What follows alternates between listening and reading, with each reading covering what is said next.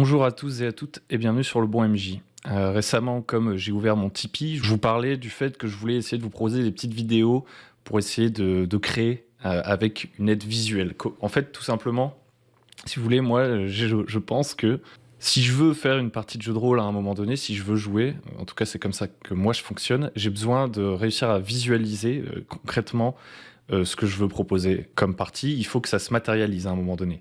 Et le but des vidéos de cette petite série, ça va être ça va être de rendre les choses un petit peu plus visuelles. Que ce soit, vous voulez vous lancer dans la création de cartes, vous voulez créer un one-shot, une campagne, je sais pas, à un moment donné, pour moi, pour que ça se réalise et que je fasse ma campagne, que je fasse mon one-shot, que je crée un bout d'univers, etc., il faut que je commence à faire quelque chose, en fait.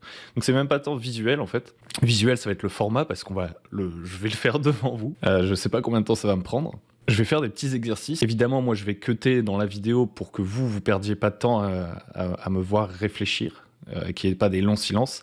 Mais à la fin, je vous dirai à chaque fois combien de temps l'exercice que je fais va me prendre. Pour faire ça, ce qui est un peu compliqué, le petit biais qu'on va avoir, que je peux tout de suite vous annoncer, c'est que je vais faire cet exercice pour faire des choses que je vais pas jouer. Typiquement, là, aujourd'hui, j'ai envie de réfléchir à un petit cadre de campagne, un peu bac à sable. C'est ça qu'on va faire. Alors avant de commencer, j'aimerais introduire un peu cette petite série de vidéos. Je sais pas combien de vidéos il y aura, je sais pas quel est le besoin, est-ce que vous allez apprécier tout ça.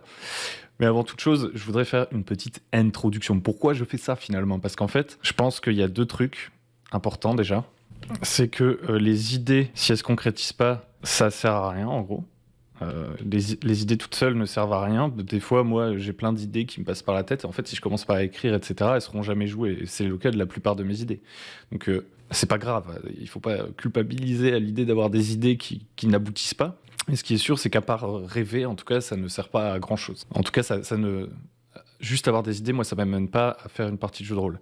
Les méthodes, j'aimerais plutôt dire cahier des charges, ça ne sert à rien non plus. Je pense que si vous êtes débutant, vous avez peut-être regardé des tas et des tas de vidéos. Si vous êtes débutant et que vous vous lancez pas, vous avez peut-être regardé des tas et des tas de vidéos qui vous disent « Ouais, il faut faire ceci, il faut faire cela pour bien réussir son one-shot, son machin, son truc. » Tout le monde a sa méthode et donc, dans l'absolu, si vous n'en faites rien, ça ne sert à rien non plus de connaître 15 000 méthodes. Et si vous êtes passionné, c'est pareil. Moi, je regarde plein de vidéos. Genre les trucs de Sly Flourish, j'ai regardé les vidéos sur les 5 Room Dungeons, etc. Mais tout ça, ça sert à rien non plus si vous en faites rien. Et souvent, en fait, c'est peut-être un peu grossier, mais j'essaie de rendre ça visuel. Je connais pas le procédé exact dans le cerveau. Mais en fait, c'est le fait d'avoir une méthode isolée d'idées ou d'avoir des idées isolées d'une méthode, c'est un peu bloquant. Et ce qui est surtout bloquant, c'est de rien faire. En fait, pour moi, concrétiser le truc, c'est un peu relier une méthode à des idées. Pour prendre un exemple, par exemple, un 5 Room Dungeon, alors là, j'ai plus le truc en tête, mais grosso modo, c'est une méthode qui consiste à dire oui, vous pouvez faire des donjons en 5 pièces, vous faites une pièce avec une énigme qui mène à une pièce avec, par exemple, un environnement à surmonter. Là, il y a la pièce du boss. Enfin, on vous montre un schéma, on vous fait visualiser un peu ce que vous devriez faire. Et en fait, quand vous partez de la méthode ou du cahier des charges qu'on vous a proposé, qui est très intéressant, souvent vous êtes bloqué parce que sur le moment, vous vous dites « Ah ouais, c'est une très très bonne idée. Maintenant, j'ai aucune idée de ce que je veux mettre dans ces cases qu'on m'a proposées. » C'est comme les méthodes un peu de world building, où on vous dit ouais, le world building, je sais pas, c'est il y a la culture, il y a la géographie, il y a la cosmogonie, et du coup vous devez remplir ces cases-là, et en découle, je sais pas, cosmogonie et culture, c'est religion, géographie et culture, c'est j'en sais rien moi. Les villes, vous voyez ce genre de méthode où on vous donne une sorte de schéma tout fait qui est censé vous aider à avancer. Et en fait, une fois que vous avez ce schéma tout fait, vous savez pas ce que vous devez mettre dedans. Et limite, ça va vous faire perdre du temps et vous allez pas jouer parce que, en fait, au lieu de partir de vos idées, vous allez essayer de remplir des cases qu'on vous a proposé de remplir. Donc ça, c'est une chose. C'est pour ça d'ailleurs que moi, par exemple, il y a des outils comme... alors peut-être que ça sert à certaines personnes, mais moi je trouve que c'est complètement inutile. Des outils comme World and Vol, qui sont souvent sponsorisés dans plein de vidéos, etc., Donjons et Dragons et tout, où en fait on vous propose de créer une sorte de wiki de votre univers, par exemple. Et pour moi, je trouve ça pas du tout utile, personnellement. En fait, c'est une sorte de structure, mais on vous dit pas comment la remplir. Et vous commencez à la remplir étape par étape, et vous avancez pas vite, et c'est frustrant, et c'est quasiment infini en plus.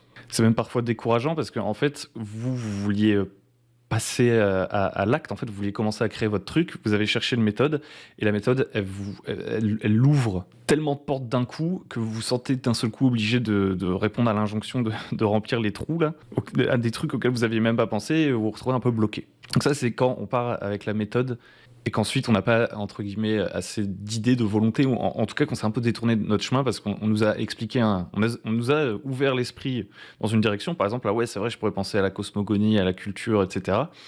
Mais à la base, on n'avait pas besoin de ça n'était même pas venu à l'esprit de devoir préparer ça, et maintenant on se retrouve submergé par le cahier des charges qu'on nous a proposé et qui vient pas de nous.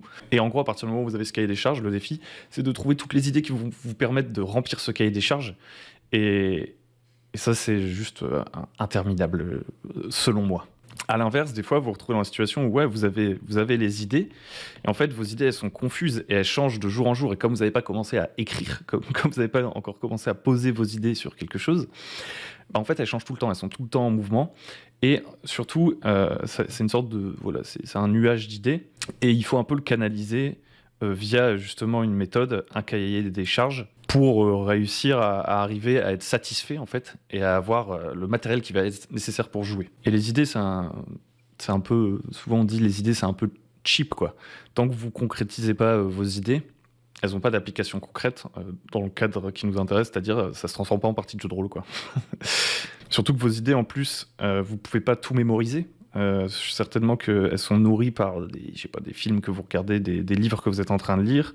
Et en fait, plus vous vous attendez d'une certaine manière, plus il y a une fuite de vos idées et il y en a des nouvelles qui viennent à la place. Et finalement, à la fin, ça ne reste que des idées qui sont tout le temps en changement et puis c'est chaotique et vous n'en faites rien concrètement. Je dirais même que le fait de ne rien faire, au final, ça peut venir éroder votre envie. Parce que si vous aviez envie de faire quelque chose, là, de faire un one-shot, etc., ça va très vite de se rendre compte qu'il y a une semaine qui est passée et on n'a toujours pas fait le one-shot qu'on voulait faire. On s'est toujours pas lancé. Et puis il y a une deuxième semaine, puis il y a une troisième semaine, puis il y a une quatrième semaine. Au bout d'un moment, vous êtes plus fan, vous avez plus votre envie initiale, elle a disparu et vous avez une nouvelle envie. Voilà, vous avez une envie numéro 2 qui est apparue. Et puis vous avez une envie numéro 3, etc. Et en fait, vous n'avez pas vous n'avez pas joué votre truc. Et ça peut être très frustrant, et au bout d'un moment, on peut se dire... Enfin, moi, ça m'est déjà arrivé de me dire « Ah, t'es nul, quoi !» Concrètement, on peut se dire « Ouais, je suis un peu nul parce que je fais rien, et je perds des occasions de faire des trucs. » Donc c'est ça, concrètement, le but de cette mini-série. Le but de cette mini-série, ça va être de connecter l'envie du moment à une sorte de cahier des charges et essayer de faire quelque chose. Voilà, tout simplement. Donc envie, idée et tout, ça se chevauche un peu, c'est un peu flou, on s'entend bien. Maintenant, on va essayer d'entrer dans des trucs un peu plus concrets. Donc du coup, pour aujourd'hui, je me suis dit que je pourrais essayer de faire. Donc là, je sais pas quelle heure il est. Il est 14h25. Donc à la fin de la vidéo, je regarderai l'heure. Il faut que je l'écrive quelque part parce que j'ai oublié qu'il était 14h25. Alors je me mets pas la pression en mode ouais, il faut que ça dure 1 heure ou je sais pas quoi. C'est pour que vous ayez quand même une idée du temps que ça m'a pris, quoi, qu'il n'y ait pas une déformation du fait des cuts, du temps que ça m'a pris. Donc mon idée, le truc du jour, c'est d'essayer de partir d'une idée que j'avais eue lors de ma précédente vidéo là sur l'OSR, je ne sais pas si vous l'avez vu, où je disais qu'on pourrait faire une campagne qui consiste à aller dans des donjons. Donc déjà, je commence à noter. Donc ce serait une campagne où on fait du dungeon crawling. On fait du dungeon crawling et l'objectif que je donnais, c'était de faire en sorte que ce soit pas juste aller trouver des trésors, qu'il y ait un peu de sens dans cette campagne, même si on va voir que l'idée c'est de faire une campagne quand même assez bac à sable. Donc que le but ce soit pas juste d'aller trouver des trésors et tuer des monstres, ça c'est ce qu'on voulait pas faire. Et donc du coup dans la vidéo précédente, j'ai essayé de démontrer qu'on peut faire des campagnes de pure dungeon crawling mais qui ont un sens différent. Et donc j'avais eu l'idée de dire que ce serait une sorte de bac à sable avec plusieurs donjons. Tac, à l'échelle d'un royaume. Et en gros, ici, là, c'est un peu mon cahier des charges de base. En gros, là, on n'est pas dans les idées à proprement parler, genre de fiction, etc., de scènes qui pourraient être jouées, des monstres qu'on va mettre et tout et tout. Là, on est vraiment sur un peu mon envie. En gros, pourquoi j'essaie de trouver des idées, c'est pour faire jouer, admettons, ce bac à sable, où il y aura plusieurs donjons, on va faire du dungeon crawling à l'échelle d'un royaume, et bac à sable dans lequel, j'ajoute, le but, c'est pas juste de trouver des trésors. C'est En fait, il n'y a pas nécessairement de but, comme ça un bac à sable, qu'on s'entende bien, mais on va plutôt dire, je vais revoir un peu mon cahier des charges, justement. J'ai pas envie forcément qu'il y ait un but, mais en tout cas, on va essayer de donner du sens à ce bac à sable. On va essayer de pas juste créer des donjons à l'appel, où il y a des trésors et où juste on part du principe que vous êtes des aventuriers, donc logiquement vous allez chercher les trésors. Alors évidemment, si je faisais une campagne comme ça, j'expliquerais justement toute cette proposition. Je dirais qu'on est là pour faire du dungeon crawling, etc. Et donc le but c'est de trouver des joueurs qui ont envie de faire ça, pas des joueurs qui ont envie d'ouvrir une auberge ou je sais pas quoi. Par contre, lors de ma création, je suis pas tout de suite en train de leur dire vous êtes les élus de la prophétie ou ceux qui sont obligés de sauver le royaume.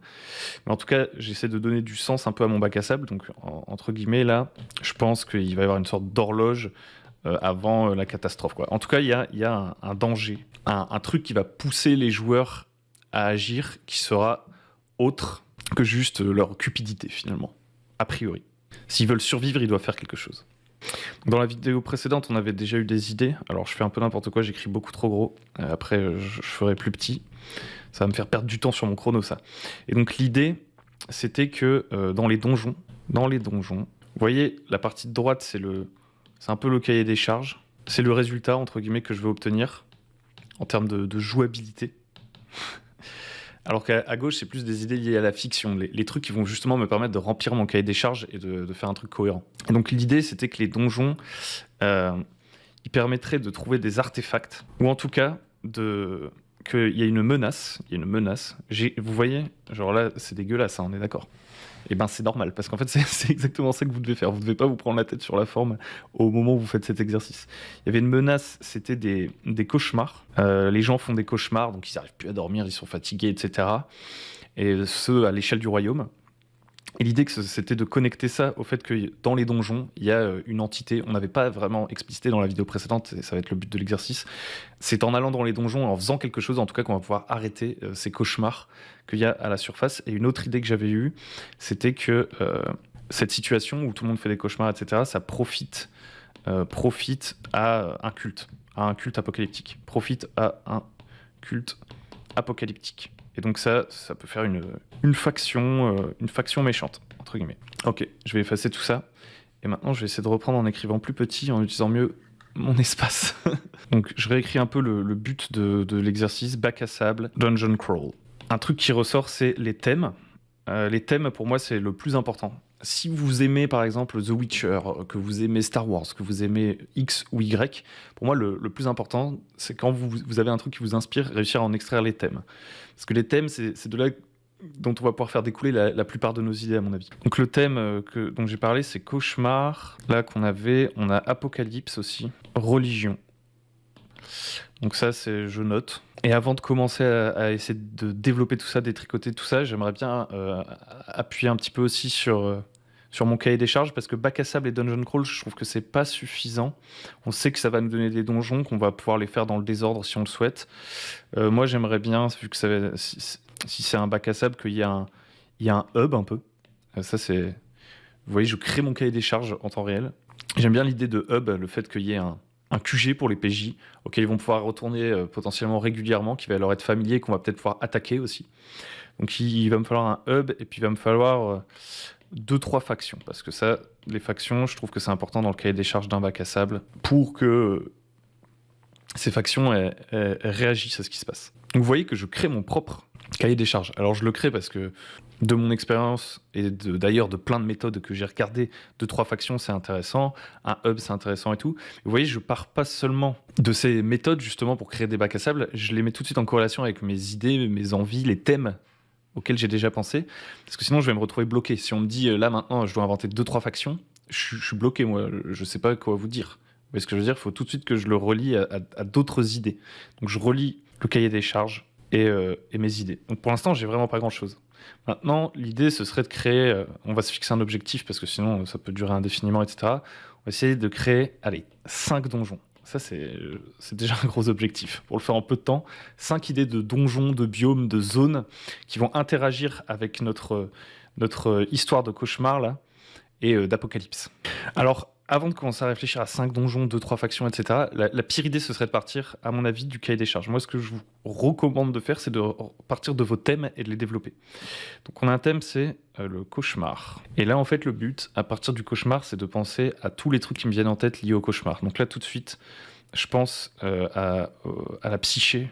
Je sais pas, ça pourrait être des créatures. Créatures, tac. Et vous voyez, je vous ai pas mis un tableau que vous devez remplir. Vous voyez, il faut prendre la feuille et il faut écrire, même si c'est dégueulasse à la fin. D'ailleurs, c'est pour ça que je vous conseille de le faire à l'écrit. Moi, normalement, je le ferais sur du papier, mais là, pour que ce soit plus pratique pour moi, je vous le fais sur tablette. Vous le faites sur du papier, vous le faites dégueulasse, et c'est que ensuite que vous allez sur Google Doc ou sur tout autre truc de mise en forme. Par exemple, même Miro, je vous le déconseille. Je perds du temps sur mon chrono là. Même Miro, je vous le déconseille parce que vous allez devoir relier avec des flèches, etc. sur votre ordinateur. Donc, la technique va être plus lente. Et en fait, vous allez... Enfin, en tout cas, moi, c'est mon cas. Je vais rapidement commencer à devenir perfectionniste, à me poser des questions complètement débiles, genre me dire, ah, il faudra un code couleur. Donc, je commence à réfléchir à un code couleur et je perds du temps. Et en fait, c'est une manière, entre guillemets, de procrastiner, de pas écrire mes idées.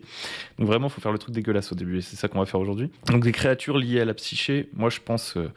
Alors là, par exemple, je me souviens plus du monstre dans D&D. Vous voyez, mais il y a des sortes de créatures, des champignons qui peuvent parler dans votre tête. Au lieu d'aller voir le monstre dans le bestiaire de D&D pour trouver son nom et de perdre du temps et de procrastiner, j'écris monstre champignon. Donc il pourrait y avoir comme ça des monstres champignons avec des spores. Et des spores, ils vont dans votre tête et ça vous fait faire des cauchemars.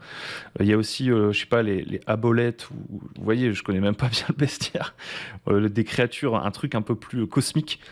Des créatures cosmiques qui pourraient générer des cauchemars comme ça. Ça pourrait être aussi un démon. Ça pourrait être une fée, ou des fées, d'ailleurs, qui sont en train de changer la réalité et d'injecter du cauchemar ou du rêve. Hein. D'ailleurs, voilà, là direct, souvent il y a des mots comme ça, vous allez trouver une dualité et vous allez pouvoir l'utiliser. Un cauchemar, ça répond à rêve. Donc, cauchemar-rêve, ça c'est intéressant. Peut-être que les fées, du coup, les fées, ça pourrait être lié au rêve, je sais pas. Le fait qu'il y ait comme ça un changement dans la réalité ou que les gens fassent des cauchemars, est-ce que ça n'affecte pas directement la réalité? C'est ça la question. Est-ce qu'on pourrait pas... Ah, là, j'ai une idée qui est pas mal, que je vais noter tout de suite.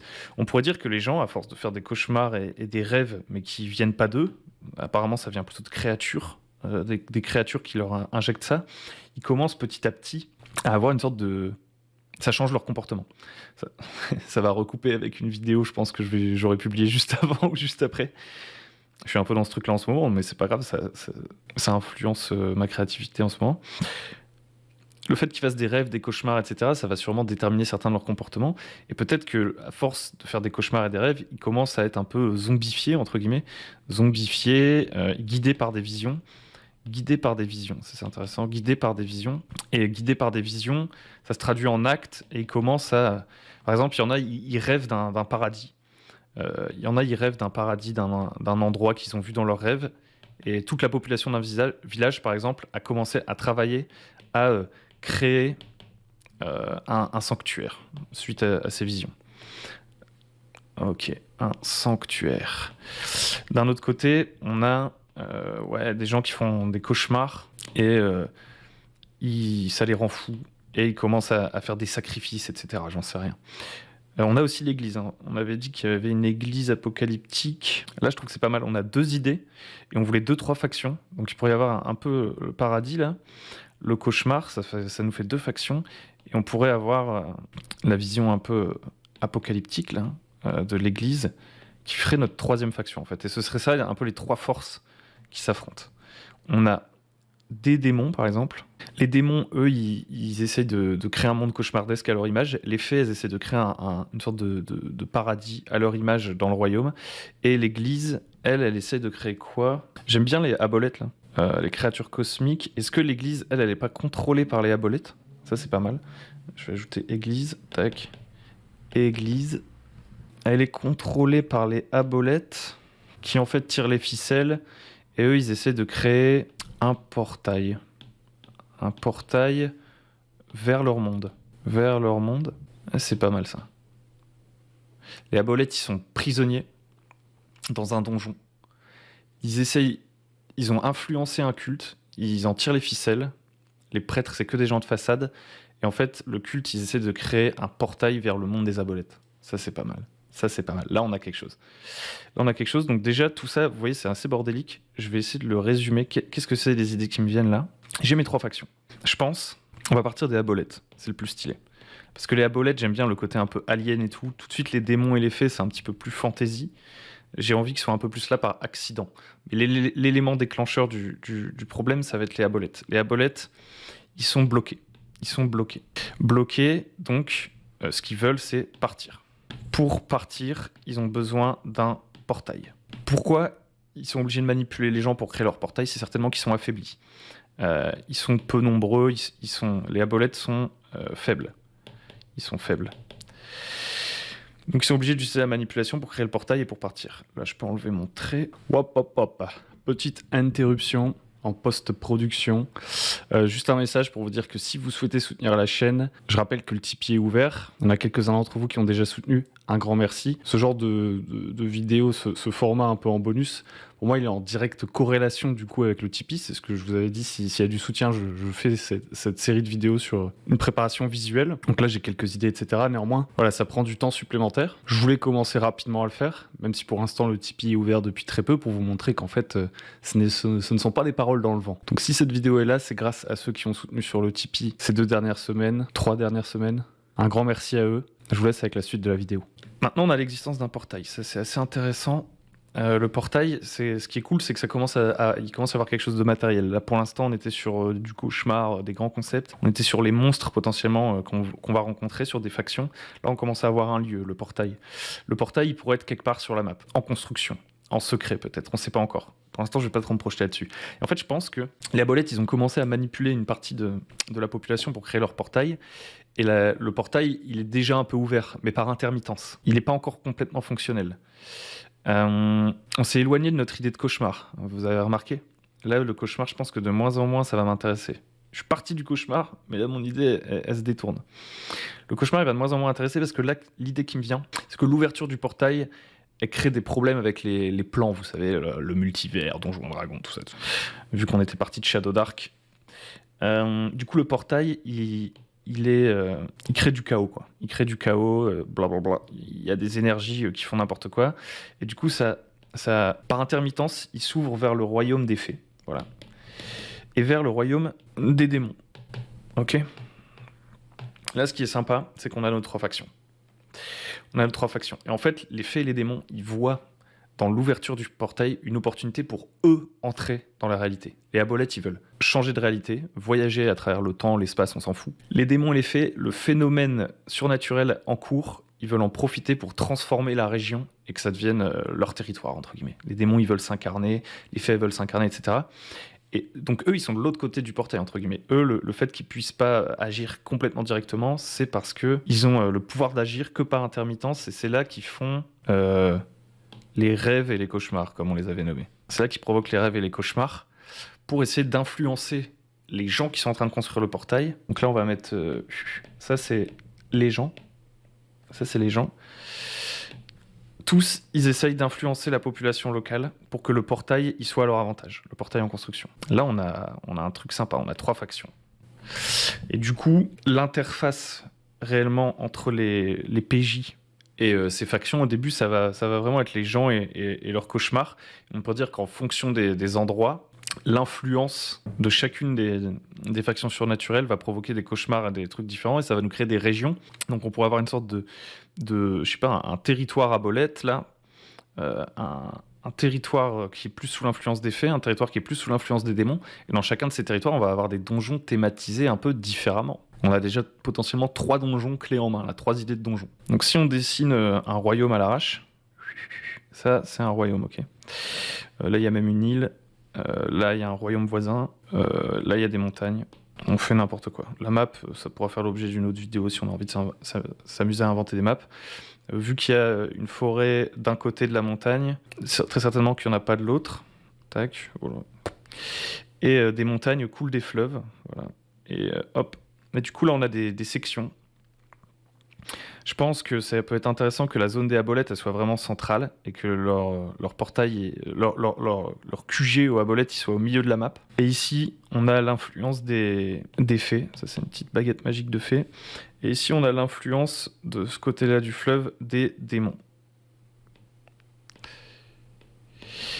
Peut-être que les abolettes, pour ouvrir leur portail, ils ont besoin, ça ferait sens et ça nous aiderait, de créer 3 obélisques, par exemple. Plusieurs champs de force, un peu, genre comme ça, pour faire une sorte de triangle, comme ça, on est vraiment dans un truc Illuminati, là, c'est bien. Et pour ouvrir leur portail. Et donc, en fait, ça va être la zone du portail, la zone triangulaire. Ici, il va y avoir plein d'événements surnaturels, plutôt liés à l'univers des abolettes. On va le mettre en rouge. Ici, il va y avoir... Là, c'est notre zone des démons. Et ici, c'est notre zone du peuple féerique. Et du coup, ici, ça va être un endroit où il se passe plein de trucs surnaturels, un peu apocalyptiques. On a dit que on avait une église et qu'on voulait un hub. Vous vous souvenez, dans notre cahier des charges de départ, on voulait un hub pour notre truc. Donc le hub, logiquement, la vie humaine... Bien souvent, elle se trouve près d'un fleuve ou d'une source d'eau. Ici, ce serait nickel, parce qu'on a la mer en plus. Là, on a la mer.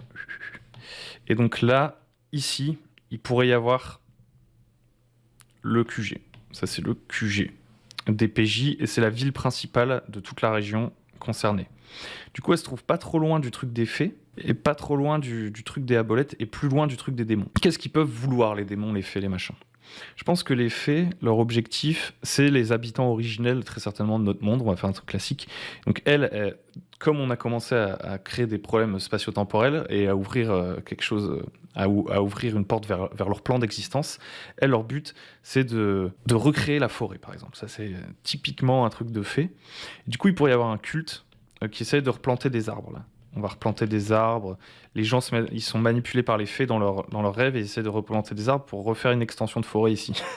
Et ils veulent reprendre le contrôle de la région que la civilisation est venue détruire un peu la nature de l'endroit. Et il y a des routes qui ont été faites, il y a de l'industrie des forges, des mines, des machins. Les fées, elles profitent de l'occasion pour essayer de reprendre le contrôle sur la région. C'est elles, les habitants originaires de la région. Du coup, ça nous donne déjà un truc qu'on peut noter ailleurs. On va se faire un petit endroit où on note nos idées un peu concrètes. J'aime bien, à la fin, avoir des trucs sous forme de liste, que ça commence à se formaliser un petit peu. Donc, les fées, habitants originels, culte druidique. Il y a une sorte de résurgence du culte druidique avec les visions. Peut-être qu'il y a justement les habitants originels, ils vénéraient les fées, et ensuite il y a la civilisation qui est venue et qui les a chassés, et qui a écrasé leur religion. Et là on a une résurgence du culte, et donc elle contrôle une zone. Ensuite, les abolettes, eux ils sont entre guillemets neutres, hein, ils sont ni méchants ni bons. Et si on prenait les alignements, eux leur but c'est juste partir, et tirer les ficelles de l'église officielle. Les démons, peut-être qu'il y a un nouveau culte démoniaque. Les démons, ils commencent tout juste à mettre leur influence. Nouveau culte. Ils ont une opportunité d'accéder au monde, justement grâce au portail en construction. Et donc, ils viennent de commencer à influencer la région. Donc, où est-ce qu'on va mettre nos donjons ? Là, il y a, à mon avis, entre guillemets, le donjon des fées. Il sera dans la forêt, ici. Et puis, comme il y a le pylône qui est en construction, il est pas loin. Elles interviennent ici, mais vraiment le donjon où on va se rendre pour entrer en contact avec les fées, si on le souhaite, pour arrêter leur plan si on le souhaite, etc., il sera dans la forêt. Donc ça, c'est notre donjon 1, on va dire. Les abolettes, leur donjon, peut-être que... ça pourrait être pas mal, ça. Les abolettes, ils se sont crachés, genre ils voyageaient dans un vaisseau, je sais pas, spatial. Ils se sont crachés dans la flotte ici, et donc ils ont un donjon ici. Ça, c'est le vaisseau des abolettes. On va faire une sorte de... Une petite fusée là. Youhou! Elle est tombée dans l'eau, parce que ici c'est la mer, hein, encore une fois. Et ce sera notre donjon 2. Et comme ils survivent pas très bien dans l'eau, on va dire, ils sont entrés dans des cavernes qui mènent au donjon 3. Ça, c'est le donjon 3. Qui est au milieu de la map. Les démons, eux, il pourrait y avoir une branche de l'église qui a été quasiment immédiatement corrompue. Ici, par exemple, à l'opposé du royaume, comme ça crée même peut-être un conflit plus à l'échelle humaine entre des factions du royaume. Il pourrait y avoir ici un donjon 4. C'est une ancienne église, un truc comme ça qui est tombé sous l'influence des démons. Et est-ce qu'on veut un 5e donjon ? Franchement, là, c'est déjà pas mal pour faire une sorte de mini-campagne. Parce qu'évidemment, on va pouvoir mettre des rencontres aléatoires et tout. Ce qui est sympa, c'est qu'on va pouvoir mettre des rencontres plutôt naturelles, j'ai envie de dire, entre guillemets, partout dans le royaume. Et puis dans ce triangle-là du portail en construction, on va pouvoir mettre des trucs plus surnaturels qui émergent du portail. Et les 3 factions surnaturelles se disputent le portail.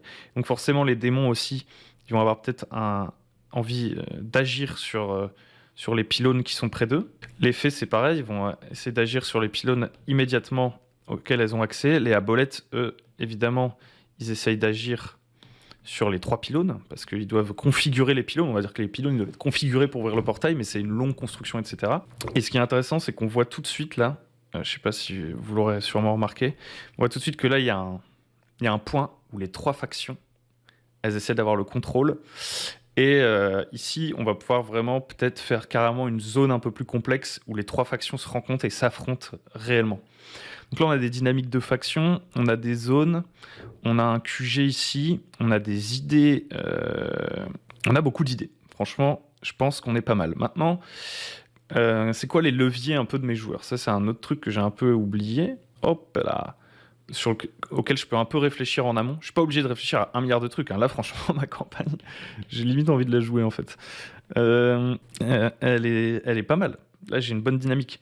Mais il me faut peut-être un peu des leviers, histoire que tout de suite, les PJ, il y ait un mystère, il y a un truc à trouver, en fait, à comprendre. Que ce soit pas juste on s'allie à une faction, ensuite on fait une bataille et puis on voit qui gagne. J'aimerais bien qu'il y ait des artefacts, un peu des trucs.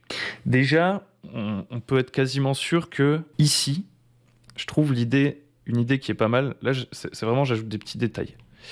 Ici, il va y avoir du transit un peu entre les cultistes, donc qui sont sous la tutelle des abolettes. On rappelle que les abolettes ont pris le contrôle de l'église, donc c'est-à-dire que l'église qui est ici, là, du QG, elle est sous le contrôle des abolettes, et sûrement qu'il y a une sorte de pèlerinage vers le donjon des abolettes, et les gens ils commencent à se mettre en action à cet endroit-là, etc. Et peut-être que un événement qui est en cours au début de la campagne, une rumeur que je vais pouvoir lancer pour essayer de pousser les PJ à agir, à voir comment ils interagissent avec cette rumeur, c'est que justement les gens en pèlerinage, guidés par l'église, sont menés jusqu'à cette sorte de temple souterrain au fond, tout au fond duquel il y a les abolettes. Et en fait, ils font des allers-retours entre la terre et le vaisseau des abolettes pour aller chercher une matière, une énergie, quelque chose. Genre, on va lui donner un nom débile, le nom que je donne à toutes les matières magiques, etc. Il y a de la chrysalite. Voilà, ça fait une composante de la campagne. Donc il y a une sorte d'économie de la chrysalite sur laquelle vont se disputer les différentes factions. Alors la chrysalite, elle va être amenée du vaisseau vers les pylônes qui sont en construction pour créer justement ces pylônes, mais on peut imaginer éventuellement un scénario, un moment où les démons vont essayer d'aller à l'endroit où il y a la chrysalite, voire les fées aussi. Donc le vaisseau, ce sera un truc vraiment xéno avec la chrysalite, etc. Le donjon 3, qui est ici, ça pourrait être quoi un peu son thème, c'est le refuge finalement des abolettes, donc c'est pas forcément un endroit qu'ils ont construit, ni même modifié à leur image. On a dit qu'ils étaient faibles, c'est pour ça qu'ils ont besoin des humains pour construire leur portail. Donc ça pourrait être littéralement un donjon, un château, un truc hanté, dans lequel ils se sont réfugiés. On a dit que c'était souterrain, donc ça va plutôt être un truc antédiluvien, si vous voyez ce que je veux dire. Ça va être vraiment le donjon maléfique, vous voyez le délire.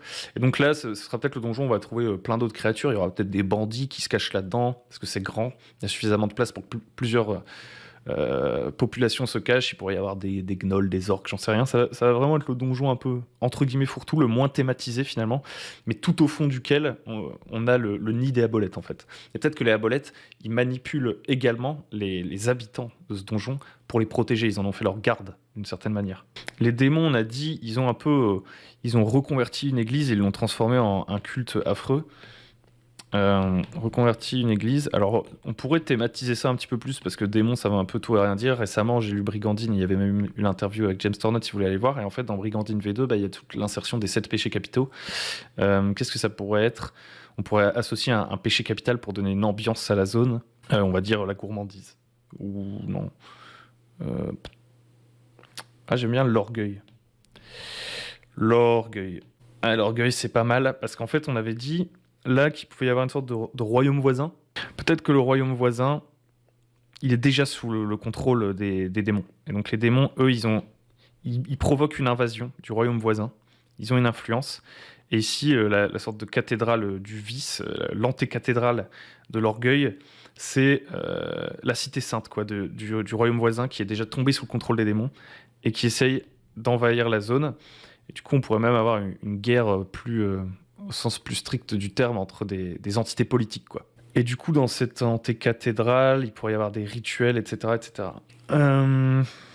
Les fées et tout, les fées, ça pourrait être un petit peu...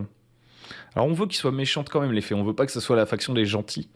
Donc, les fées, elles vont peut-être avoir un ancien cercle druidique. Ancien cercle druidique, ce sera ça leur donjon. En dessous duquel il y a tout un réseau de tunnels et tout. Et voilà, c'est une force sauvage qui essaie quand même de dominer la région, qui a été écrasée par la civilisation et qui essaie de la reconquérir. Donc peut-être qu'on peut plus facilement s'attacher à eux de par, très certainement, une forme de moralité, la vengeance de la nature. C'est un truc qui plaît souvent, la nature qui se venge de l'homme. Mais elles sont quand même violentes, je pense. Elles sont sombres, elles sont un peu perverses et elles voient quand même les humains comme des outils. Et donc très certainement que sous leur temple, il y a quand même une paire de monstres, il y a peut-être des cultes de loups-garous, des trucs un peu body horror, je sais pas, tout un délire. Donc là, franchement, on a une bonne dynamique. On a combien de factions à créer? On a l'église à créer. Hop là. On a une église à créer potentiellement. Église. On a fée, abolette, démon. On a le royaume voisin. On a nos 4 donjons. D1, c'est les fées. D2, c'est le vaisseau. D3, c'est... on va l'appeler la ziggourate pour se souvenir que c'est genre un très très ancien bâtiment qui était déjà habité avant même que tout ça commence. Et D4, c'est l'antécathédrale, anti-cathédrale. Là. Tac. Donc là, franchement, on a pris. Je vais m'arrêter là, je pense. Vous me direz si vous voulez qu'on fasse la suite un peu de ça. Par exemple, qu'on essaie de se focus sur un donjon, un des 4 donjons. Ou si vous voulez qu'on prenne carrément une autre idée. Mais je pense que là, vous voyez, en un instant, on a rempli une feuille avec plein d'idées. Et tout ce qu'on a fait, c'est partir d'une idée que j'avais pitchée vite fait, une des dernières vidéos, autour du cauchemar, pour pousser les gens à aller dans des donjons. On a pris le cauchemar, on a pris le truc un peu apocalyptique, on pourrait approfondir. On a même pas utilisé le mot apocalypse, on a quand même utilisé la religion. Ça, on l'a utilisé. Le côté apocalyptique, bah, en fait, ça va être, on va le noter, c'est quand même l'horloge un peu. C'est-à-dire que si les PJ font rien, le portail sera ouvert et d'une manière ou d'une autre, ça va foutre le bordel. Ça, c'est des trucs qu'on peut développer, mais on va pas le faire aujourd'hui. On a un bac à sable, on a du dungeon crawl, on a 4 donjons, on a un hub. Le hub, il est pas détaillé, mais on a quand même décidé que c'était une ville côtière qui était contrôlée par la fameuse église, là. On a 2-3 factions, on a 5 donjons, et on a des... Alors, le levier d'action, là, pas vraiment. Donc, on va pas s'arrêter là. Il nous manque notre levier d'action. J'ai divergé au moment du levier d'action. Comment est-ce que les PJ... Déjà, je trouve que c'est intéressant, là, de tout de suite se dire comment ça commence, la campagne. Par où on va commencer la campagne et comment est-ce qu'on peut arriver à arrêter tout ça. Parce qu'en fait, si on supprime une des 3 factions, on n'arrête pas le truc. On pourrait partir, on va mettre des leviers. On va lister des leviers, là j'ai des idées. Levier, hop là. Ça, c'est les leviers. C'est les abolettes qui sont à la base de tout le truc. Donc quand tuer les abolettes, c'est win. Tuer les abolettes, c'est win. En tout cas, ça met fin à tout le processus. Parce qu'on peut partir du principe que les fées et les démons, eux, ils savent pas construire le portail. Ils essayent d'influencer le portail, la construction, donc de manipuler les constructeurs. J'en sais rien. Il faudrait développer davantage ça. Mais en tout cas, sans les abolettes qui ont les plans ou qui ont la possibilité d'ouvrir le portail, ils peuvent pas le faire. Ça veut dire que les démons et les fées, du coup, quand j'y réfléchis maintenant, ils doivent aussi soumettre les abolettes parce qu'ils ont besoin des abolettes pour ouvrir le portail. Donc les abolettes, c'est vraiment un truc clé, un truc clé de la campagne. On pourrait les tuer ou les influencer. En tuant les abolettes, on se débarrasse pas des démons et des fées d'ailleurs. On a dit par intermittence, grâce à tous les problèmes magiques du moment, ils sont quand même là. Et ça met pas forcément fin à la campagne, mais ça mettra sûrement fin à la création du portail. Et donc, très certainement qu'il y a la construction du portail, si on voulait avancer là-dedans, ça nécessiterait de créer une sorte d'horloge à la Apocalypse World pour savoir en combien de temps le portail est créé, etc. etc.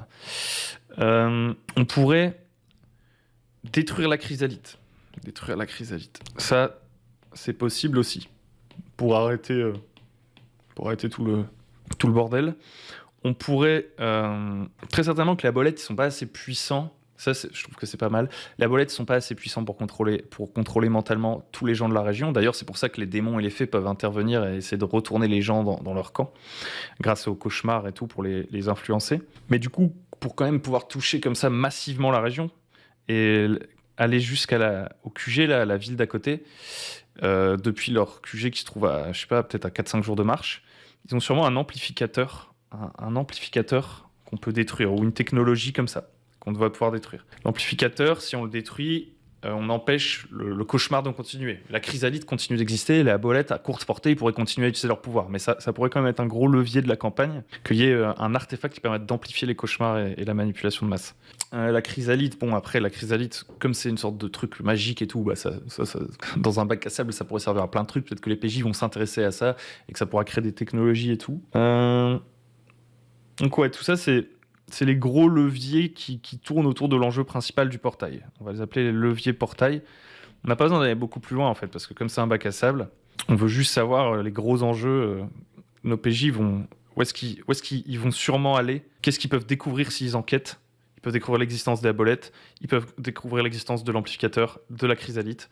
Ils peuvent se rendre compte qu'il y a un portail en construction, ils le savent peut-être pas tout de suite.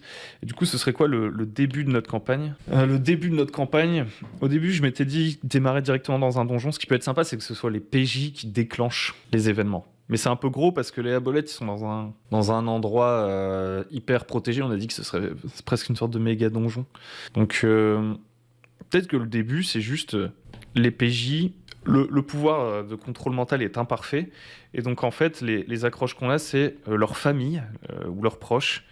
Famille manipulée. Ça va peut-être les amener à vouloir éliminer l'église s'ils ne cherchent pas d'autres causes et qu'on les fait commencer dans la ville. Ça peut être juste, on les met dans un donjon, comme on disait, D1, D2, on s'en fout. On les fait démarrer dans un donjon tout de suite. Et ils assistent à une partie... à quelque chose, genre que par exemple il y a le culte des démons, ils entendent à travers une porte un peu le plan des démons de l'ouverture du portail, s'ils vont vers les fées, ils voient qu'on parle du portail, etc. Et du coup ça les relie à l'enjeu principal. Bon, on n'en a pas besoin de vraiment plus. Hein. Après, le reste ça pourrait émerger en session 0. Mais voilà grosso modo, on a une sorte de... on a rempli une feuille. Et c'est vraiment ça. C'est vraiment ça pourquoi pour moi l'objectif de cette vidéo. C'est de vous montrer qu'en faisant, en commençant à faire, et en se posant pas trop la question de la forme, en connectant les trucs, juste en se disant cauchemar, ça fait écho à quoi? Ça fait écho à rêve, ça fait écho à quel monstre dans le bestiaire de Donjons & Dragons, ça fait écho, enfin vous voyez ça va très très vite. C'est un muscle, ça se développe, et franchement je pense que si vous ne l'aviez pas fait, que vous ne posez pas sur papier comme ça et que vous ne rendez pas les choses visuelles, c'est beaucoup plus difficile de réfléchir. Donc voilà, j'espère que ça vous a plu. Dites-moi tout. Je sais pas si je ferai la suite de ça. À la limite, ce que je pourrais trouver marrant, c'est d'essayer de faire un donjon, un des 4 donjons qu'on a inventé, essayer d'inventer des niveaux, des salles et des factions dans ces donjons. Commencer à lister ça, vous voyez. Parce qu'en gros, vous pouvez partir du petit vers le gros, du gros vers le petit. C'est toujours la même méthode, hein, concrètement. Là, on est parti plutôt des grandes idées et de l'ambition d'un bac à sable. On pourrait essayer d'aller dans un donjon et de commencer à foutre des monstres, des pièges, des machins. Ça pourrait être l'objet d'une autre vidéo. J'aimerais bien aussi faire une vidéo pour vous montrer comment on peut rapidement essayer de commencer à créer soi-même des cartes à la main, des dessins, même si c'est pas magnifique au début. Parce que c'est vraiment cool de rendre tout ça plus visuel, plus concret. Si vous avez d'autres idées, n'hésitez pas. Sur ce, moi je vous laisse, j'espère que ça vous a plu. N'hésitez pas à vous rendre sur le Tipeee, parce que c'est grâce à votre soutien sur le Tipeee qu'on va pouvoir développer de plus en plus de formats comme ça et faire de plus en plus de vidéos, parce qu'à chaque fois qu'on fait une vidéo, ça prend du temps. Et d'ailleurs, je vais regarder, il est 15h08, donc on avait commencé à 14h25 à écrire. Vous voyez, ça s'est fait en 43 minutes. 43 minutes, on a quand même eu le temps de trouver pas mal d'idées qui méritent d'être développées et tout. Mais là, franchement, c'est jouable, c'est des idées jouables. On n'est pas parti dans une direction, genre on a créé juste une religion ou juste un concept d'un univers. On n'est pas resté bloqué sur une méga liste de trucs à faire et avoir trouvé juste une accroche. Vous voyez, par exemple, des fois, on peut entendre une vidéo genre « Oui, le plus important pour un scénario, c'est une accroche. » Et pendant 15 ans, vous cherchez une accroche. Bah là, on a trouvé bien plus que ça parce qu'on a fait des connexions, en fait. Et les connexions, on les a faites visuellement sur papier. Voilà, j'espère que ça vous a plu. Il faut que j'arrête cette vidéo. N'hésitez pas à liker, à vous abonner. Et puis, on se retrouve très bientôt sur le Bon MJ. Ciao, ciao.